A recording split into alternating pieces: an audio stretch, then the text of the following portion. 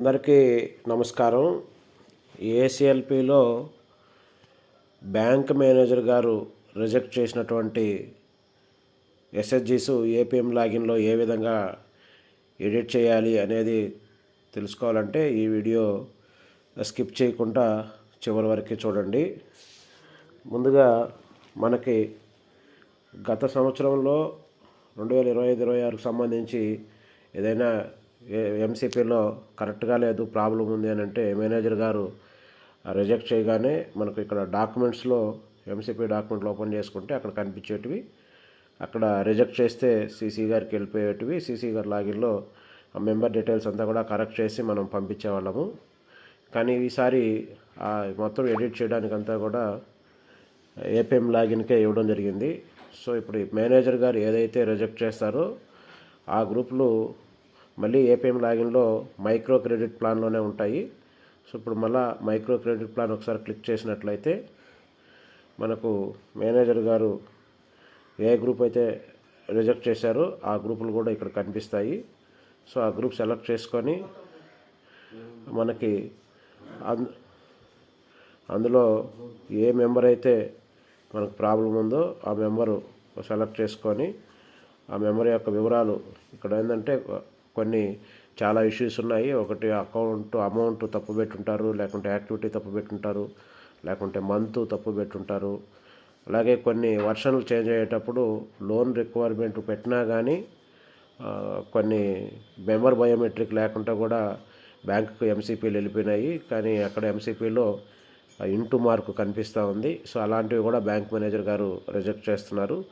So ఆ ప్రకారం ఆ మెంబర్ వివరాలు ఇక్కడ చూసుకొని ఒకవేళ లోన్ వివరాలు చేంజ్ చేస్తుంటే ఇక్కడ బ్యాంక్ లింకేజ్ పక్కనే పెన్ గుర్తు కనిపిస్తూ ఉంది, ఎడిట్.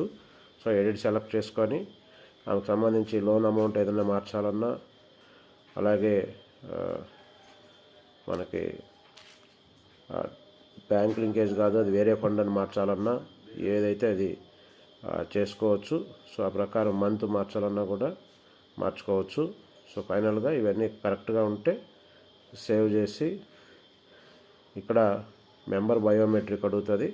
సో మెంబర్ బయోమెట్రిక్ వేసి సేవ్ చేస్తేనే సేవ్ అవుతుంది. ఎగ్జాంపుల్ ఇప్పుడు ఇక్కడ బయోమెట్రిక్ వేయకుండా సేవ్ కొట్టినామంటే క్లియర్గా ప్లీజ్ కంప్లీట్ బయోమెట్రిక్ అథెంటికేషన్ అని అడుగుతూ ఉంది. సో ఈ ప్రకారం మనము ఆ మెంబర్ యొక్క వివరాలని ఇంకా ఒకవేళ ఆ మెంబర్కి ఈ ఒక్కలోనే కాదు ఇంకా లోన్స్ వేరే యాడ్ చేయాలి, by mistake only bank linkage ఒకటే వచ్చిందన్నా కూడా ఇలా యాడ్ సెలెక్ట్ చేసుకుంటే మళ్ళీ యాక్టివిటీ ఏ యాక్టివిటీకి అలాగే సబ్ యాక్టివిటీ ఏంది,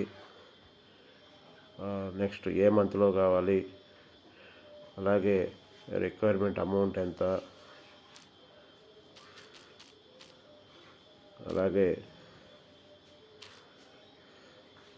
సోర్స్ ఆఫ్ ఫండ్ ఏమి, ఇందులో ఏ సోర్స్ ఆఫ్ ఫండ్ కావాలన్నా సెలెక్ట్ చేసుకోవచ్చు. ఇప్పుడు సేవ్ చేస్తే ఈ డేటా కూడా యాడ్ అయింది. కానీ ఇది ఖచ్చితంగా సేవ్ అవ్వాలంటే తప్పనిసరిగా మెంబర్ బయోమెట్రిక్ తీసుకొని సేవ్ చేస్తేనే సేవ్ అవుతుంది. అలాగే ఆల్రెడీ మెంబరు డేటా ఏపీఎం లాగిన్కి వచ్చినప్పుడు మిస్టేక్స్ ఉన్నాయి అంటే బ్యాంక్ మేనేజర్కి కూడా పంపించక ముందే ఏ విధంగా కరెక్షన్ చేసుకోవచ్చు అనేది కూడా ఇదివరకే ఒక వీడియోలో చెప్పాము. అది కూడా సేమ్ ఇదే ప్రాసెస్సే. సో ఇట్లా మనం ఏపీఎం లాగిన్లో ఉన్న ప్రతి గ్రూపు కూడా చెక్ చేసుకొని అది మేనేజర్ గారు రిజెక్ట్ చేసింది అయితే ఏ కారణం చేత రిజెక్ట్ చేశారు, ఏ మెంబర్ దగ్గర మిస్టేక్స్ ఉందో అవన్నీ కూడా చెక్ చేసుకొని ఆ మెంబరు తాలూకా వివరాలన్నీ కూడా ఇక్కడ ఎడిట్ చేసి మెంబర్ బయోమెట్రిక్ చేసి కంప్లీట్ చేస్తే ఆ తర్వాత అందరి సభ్యులది కరెక్ట్గా ఉంటే మళ్ళీ నెక్స్ట్ మనం సెలెక్ట్ చేసుకొని మెంబర్ మొత్తం తాలూకా వివరాలన్నీ కూడా చెక్ చేసుకొని ఇక్కడ లోన్ వివరాలన్నీ కూడా కరెక్ట్గా ఉన్నాయో చెక్ చేసుకొని తర్వాత ఏపీఎం గారు బయోమెట్రిక్ వేసి అప్రూవ్ ఇచ్చేస్తే అది కన్సర్న్ లాగిన్కి బ్యాంక్లోనైతే బ్యాంకర్ లాగిన్కి వెళ్ళిపోతుంది. సో ఈ ప్రకారం ఏసీఎల్పిలో బ్యాంక్ మేనేజర్ కూడా రిజెక్ట్ చేసిన సంఘాలన్నీ కూడా మనకు 5.8.9లో అవకాశం ఉంది. సో ఇది అందరూ కూడా షేర్ చేసి అందరికీ తెలిసేలాగా తెలియజేస్తారని తెలియజేసుకుంటూ మా వీడియో నచ్చినట్లయితే లైక్ చేయండి, సబ్స్క్రైబ్ చేయండి. మరిన్ని సమాచారాలతో మీ ముందుంటాము. Thank you.